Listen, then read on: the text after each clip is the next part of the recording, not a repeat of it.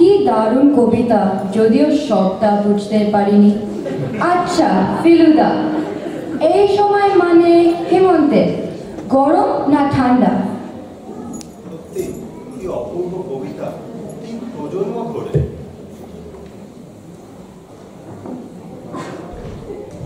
জানো তো এই কবিতাটা কার লেখা? না। এই কবিতাটা জীবনানন্দ দাশ বলে একজন কবির লেখা। ভারতের মানে আমাদের দেশের সর্বশ্রেষ্ঠ 5 জন কবিদের মধ্যে একজন। তোমরা বড় হয়ে অবশ্যই ওনার লেখা পড়বে।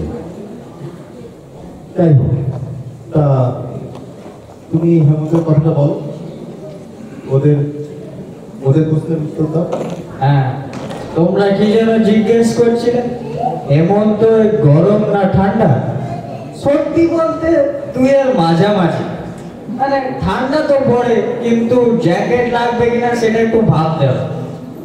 মানে এটা শীতের আগে? ঠিক তাই, হেমন্ত হচ্ছে শীতের আগমনী মিউজিক। আসছে কিন্তু পুরোটা আসে। আমি তো বুঝতেই পারি না কখন হেমন্তে আসে আর যায়। বেশিরভাগ লোকই বোঝে না হেমন্ত একটু লাজুক ঋতু, এসে আবার চুপটি করে সরে পড়ে। যাই হোক, অনেক দেরি হয়ে গেল। আজ তাহলে আমরা আসি। তোমরা বড় বসে বসে পপকর্ন খাও।